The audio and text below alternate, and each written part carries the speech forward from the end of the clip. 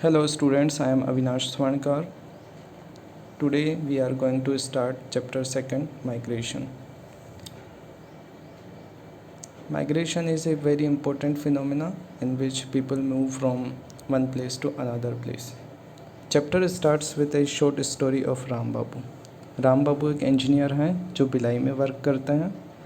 उनका जन्म स्थान भोजपुर बिहार है और वो अपनी स्टडी अलग अलग प्लेसेस से जैसे कि आरा और सिंदरी से करते हैं, लेकिन फाइनली वो सेटल हो जाते हैं भिलाई में. उसके बाद उनके फैमिली मेम्बर्स जो हैं वो इंडिया के अलग अलग प्लेसेस में सेटल होते हैं. और इस स्टोरी से हम लोग ये समझ सकते हैं कि किस तरीके से लोगों का मूवमेंट होता है. आज एक नीड है, मूवमेंट अगर नहीं होगा तो हम लोग नहीं कह सकते कि डेवलपमेंट भी होगा. इसीलिए हर एक फैमिली में आपको किसी न किसी मेंबर का या तो टेम्पररी या परमानेंट मूवमेंट देखने को मिलेगा. ये मूवमेंट आज से नहीं है, बहुत सालों से चला आ रहा है. कॉलोनियल पीरियड से हम लोग इसको कंटिन्यूअसली देख सकते हैं. और ये मूवमेंट इतना ज़रूरी है और इतना इम्पोर्टेंट है कि एक शायर हैं फिराक गोरखपुरी, उन्होंने कुछ लाइंस लिखी हैं. सर ज़मीन हिंद पर अक़वाम आलम की फ़िराक, कारवां बसते गए हिंदोसिता बनता गया. किस तरीके से लोग जो हैं वो इंडिया के अलग अलग पार्ट्स में वर्ड से आते हैं, बसते हैं और इंडिया जो है वो बनता जाता है. तो हम लोग कह सकते हैं कि इंडिया में वर्ड से लोग आए भी हैं और इंडिया से लोग जो हैं वो वर्ल्ड के अलग अलग places like middle east, western Europe, America, Australia, east and south east Asia वहाँ पे गए भी हैं. तो इस तरीके से इंडियन डायस्पोरा जो है उसको हम लोग 3 वेव्स में डिफ़ाइन कर सकते हैं. First wave of migration during colonial period, Indians were taken as indentured labour to different European colonies. Colonial time के समय अगर हम बात करें तो इंडियंस को बहुत सारी कॉलोनीज़ में वर्कर के रूप में वहाँ भेजा गया. टाइम बाउंड वर्क हुआ करता था, कॉन्ट्रैक्ट हुआ करता था, जिसे हम गिरमिट एक्ट कहते हैं. ये बहुत इंपॉर्टेंट है, पूछा जाता है. What is Girmit act? Girmit act is a time bound contract and this act is known as Indian emigration act. तो जो ब्रिटिशर्स थे वो यूपी बिहार से लोगों को Mauritius, Caribbean island, Trinidad, Tobago, Guyana, Fiji, south Africa भेजते थे. इसी तरीके से फ्रेंच जो हैं, फ्रेंच और डच जो हैं वो Reunion island, Guadeloupe, Martinique, Suriname islands Indians को भेजते थे. इसके अलावा पुर्तगीज़ जो हैं वो भी यहाँ गोवा, दमन और दीव से अंगोला, मोज़ाम्बिक वर्क के लिए, प्लांटेशन वर्क के लिए लोगों को भेजा करते थे. तो फर्स्ट वे में हम लोग ये कह सकते हैं कि केवल लेबर्स जो हैं उनका माइग्रेशन बहुत बड़े नंबर पे हुआ, क्योंकि कॉलोनीज़ में वर्क करने के लिए वर्कर्स की ज़रूरत होती थी और कॉलोनीज़ डिफरेंट जो कंपनीज़ थी वो यहाँ से लोगों को काम करने के लिए दूसरे कॉलोनीज़ में भेजा करती थी. सेकेंड वेव जब आती है, the second wave of migration after independence, skilled and semi skilled labour migrated to neighbouring countries in search of better economic opportunities.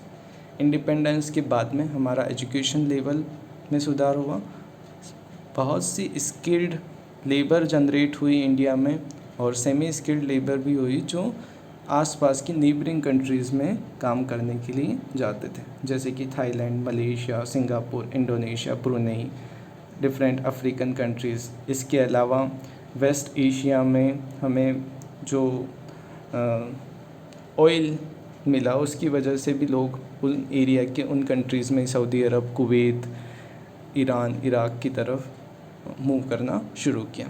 Third wave of migration, at recent time professionals like doctors, engineers, media persons etcetera migrated to countries like USA, Canada, Australia, New Zealand, Germany. इन सारे places पर लोग जाना शुरू हुए.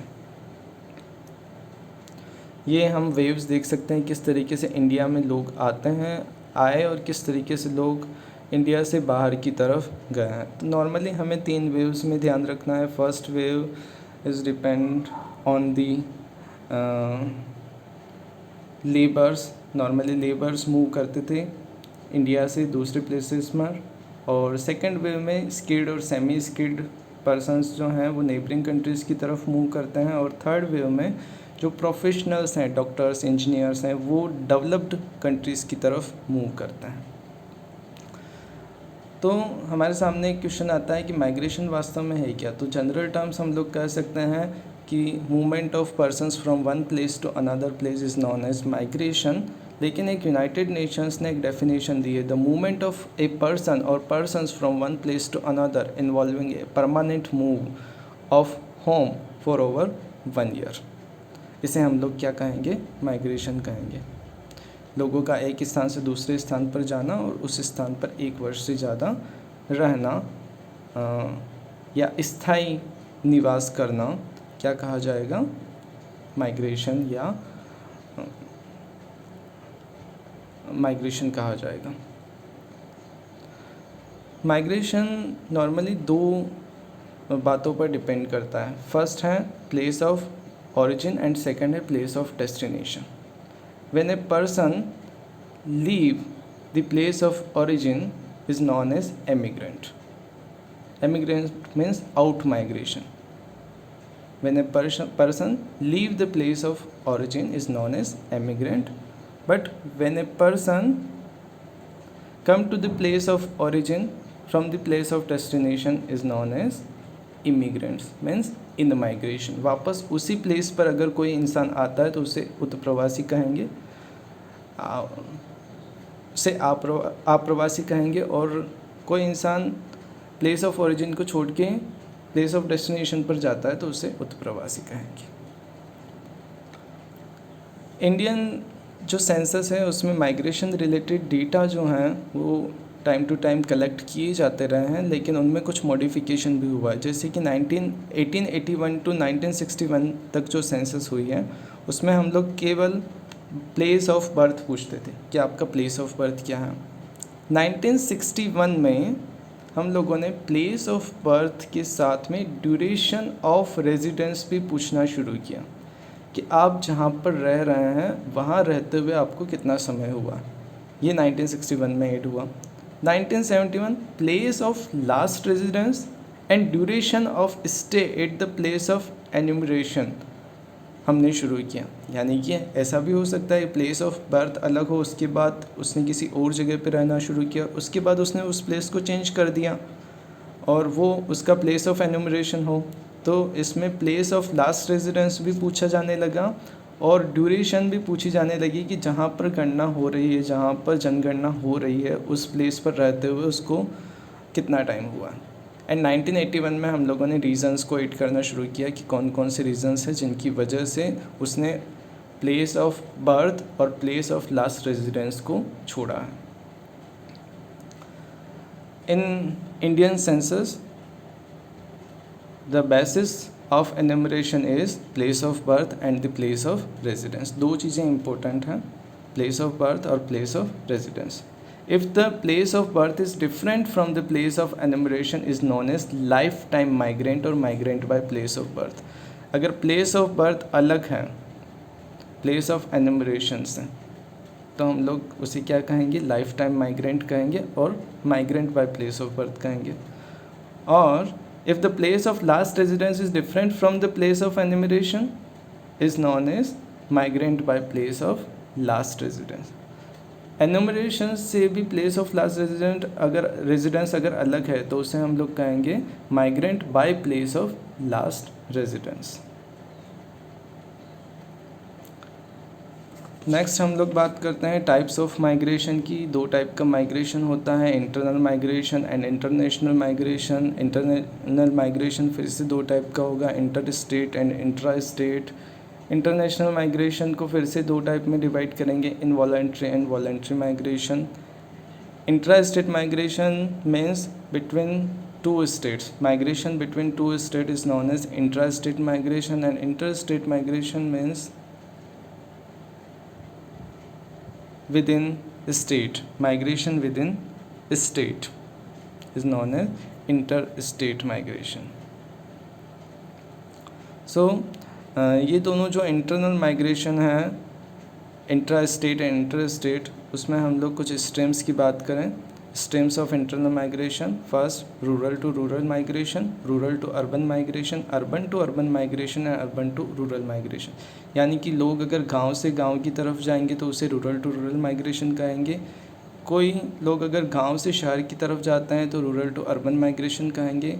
कोई लोग अगर शहर से शहर की तरफ जाएंगे तो उसे अर्बन टू अर्बन माइग्रेशन कहेंगे। और कोई अगर शहर से गांव की तरफ जाता है तो उसे अर्बन टू रूरल माइग्रेशन जो है वो कहा जाएगा। आपकी बुक में पेज नंबर 17 पर दो फिगर दिए हमें 2.1A एंड 2.1B। इन दोनों में अगर हम लोग इन चारों स्ट्रीम्स को कंपेयर करें, rural to rural, rural to urban, urban to urban and urban to rural, तो हमें एक चीज़ देखने को मिलेगी और वो ये है कि female predominate the streams of short distance rural to rural migration in both type of migration। short distances में हमेशा फीमेल का माइग्रेशन ज़्यादा मिलेगा क्योंकि वो मैरिज की वजह से माइग्रेट करती हैं। और अगर लॉन्ग डिस्टेंसेस की बात करें और रूरल टू अर्बन स्ट्रीम की बात करें तो यहाँ पर मेल डोमिनेंसी मिलेगी माइग्रेशन में, क्योंकि इकोनॉमिक रीज़न से लोग जो हैं एक प्लेस से दूसरे प्लेस यानी कि गांव से सिटी की तरफ माइग्रेट होते हैं।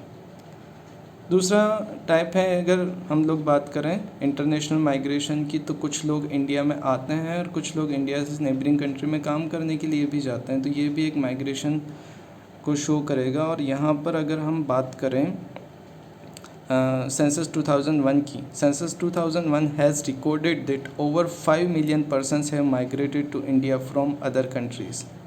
Out of this 96% come from neighboring countries Bangladesh, followed by Pakistan, Nepal.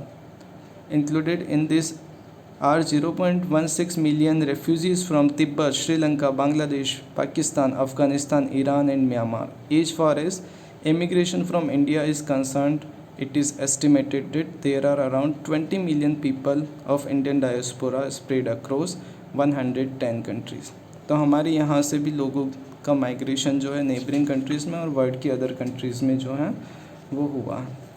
अब जो माइग्रेशन है उसमें स्पेशल वेरिएशन क्या, मतलब किन स्टेट से माइग्रेशन ज़्यादा हुआ है, किन स्टेट से माइग्रेशन कम हुआ है, उसको हम लोग नेक्स्ट क्लास में स्टडी करेंगे। और यहाँ पर 2-3 इम्पोर्टेंट चीज़ हैं। पहली चीज़, आप लोगों को ये क्वेश्चन जो दिया है जो 2008 में पूछा गया है, what is migration, what are the 4 streams of migration in India and write main features of each, ये आपको कंप्लीट करना है। और इसी के साथ में आपको इंडियन डायस्पोरा की जो वेव्स हैं उन वेव्स को बहुत अच्छे से तैयार करना है। इंडियन डायस्पोरा में फर्स्ट वेव, सेकेंड वेव और थर्ड वेव में कौन सी कैटेगरी थी माइग्रेंट्स की, उस कैटेगरी को आप ध्यान रखिए। किन प्लेसेस पर लोगों ने माइग्रेशन किया वो हमें यहाँ पर पता होना चाहिए। ओके, नेक्स्ट हम लोग अगली क्लास में शुरू करेंगे स्पेशल वेरिएशन इन माइग्रेशन।